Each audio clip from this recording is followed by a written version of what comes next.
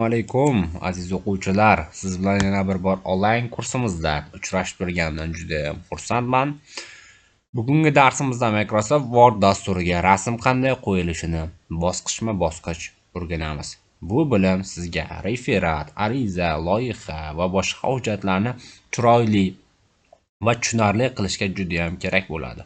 Ushbu dars oxiriga kelib, siz Microsoft Word dasturiga rasm qo'ya olasiz, rasm o'lchamini o'zgartira olasiz va rasm matn bilan to'g'ri joylashtira olasiz. Keling, ishni boshlaymiz. Birinchi Word dasturini ochamiz. Bizda ochilgan dasturlar bor. Xo'p, mana shu jarayonda Word dasturiga ko'ryapmizki, turli xil interfeyslar bor. Fayl, glavniy, вставка, dizayn, maket va hokazo. Biz вставкаdan, ya'ni bu agar bizning Word'imiz rus tilida, sizning Word'ingiz ingliz tilida bo'ladigan bo'lsa, insert bo'limidan kirib, Recent, ya'ni inglizchasiga picture bo'limini tanlaymiz. Bu yerdan kerakli o'zimizning kompyuterimizda saqlangan rasmlarni joylashtirishimiz mumkin. Bizga misol uchun o'zimiz yoqtirgan CLS63 Amiga'ni rasmini joylashtirib olamiz. Stavit, mana joylashdi. Endi format, ya'ni mana shu jarayonda ko'rishingiz mumkin.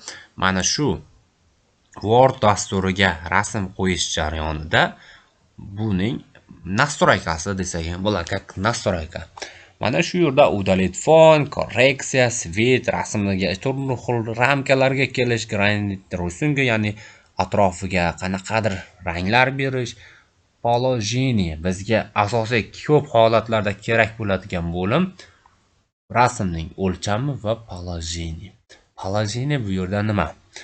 Bu yerga matnimiz joylashgan bo'ladi va matnga qanday shaklda joylashtirishimizni ko'rishimiz mumkin. Mana bu yerda tekstni o'rtasiga, ya'ni matnning o'rtasi yoki matnning bir burchagiga e'tibor beradigan bo'lsak, biz turli xil boshqa davlatlarga ham turli xil arizalar yoki o'qishga topshirish uchun ham arizalar, ya'ni boshqa davlatlarning universitetlariga arizalar topshirishimizga, ya'ni ishga hujjat topshirishimizda mana shunaqa, ya'ni 3 ga 4 rasmni joylashtirishimiz kerak bo'ladi.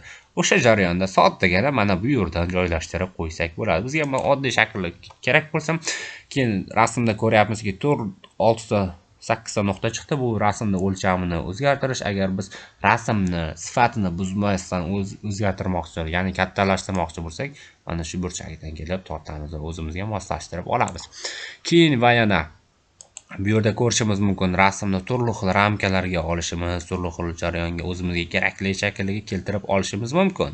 Va yana bu yerdan rasmni mana maket rysunki ko'ryapmiz. Bu juda ham ko'p kerak bo'ladi. Bu ham xuddi smart artga o'xshaydi. Bu smart art keyingi darsda ko'rib chiqamiz. Mana shu yerda ham jarayonimizda rasmni joylashuvi, переход, ya'ni bu jarayonda ham rasmlar ketadi. Effektiv для рисунка. Mana shu jarayonda rasmimizni ramkalari, turli xil ramkalarga olishimiz mumkin. Mana buni qarang, buni ham ishni stildagi ramkalarga keltirib qo'ysak bo'ladi. Va albatta format bo'limiga o'tamiz. O'zimizga kerakli bo'lim, o'zimizga kerakli qismni tanlaymiz. Adranjna, podpisiya. Mana misol uchun shu yerdan bizga mana bu shakl yoqdi degan qismga kelaylik. Agar shu jarayonda biz format bo'limidan tanladik. Mana shu shakl tanladik. Granitsia rysunka nima qilib beradi? Ko'ryapmiz-a? Atrofiga, ramkaning atrofiga rang qo'yib beradi. E'tibor berayotgan bo'lsak, o'zimizga yoqqan rangni tanlaymiz. Bizga misol uchun ko'p holatlarda qora rang yoqqan. Keyin maket rysunka buni ko'rib chiqdik. Положение ko'rdik. Obyektda tekstda joylashuv, korreksiya nima degan savol tug'iladi. Ko'ryapmiz-a? Buni ham boshqa dasturlarga o'xshab Word dasturida ham rasmlarga juda ham ko'p joylashuvlari, referat, ariza, turli xil hujjatlar, kitoblar tayyorlaganimizda albatta rasm kerak bo'ladi. O'sha rasmlarni joylashuvini ko'rib chiqsak bo'ladi. Korreksiya bu albatta rasmimizga turli xil ranglarga olib kelishadi. Agar bizga удалить fon nima qilib beradi? Ko'ryapmiz-a? Xuddi Photoshopda orqa fonni o'chirib berdi. Faqatgina mashinamiz o'zi qoldi. Bu ham ko'p qismda kerak bo'ladi. Bugungi darsimiz shu. effektlarni mana bu yerda ham ko'rishimiz mumkin. Asosiy qismini ko'rib chiqdik. Tekst положениеni bizga ko'p kerak bo'ladi va mana bu yerdan mana bu yerdagi rasmning ranglari, udalить font ham ba'zi joylarda kerak bo'ladi. Bugungi darsimiz yetarli. Bugun biz sizlarni вставка bo'limidan picture'ni ko'rdik, ya'ni. Xayr, salomat bo'ling, keyingi darsda ko'rishib qolguncha.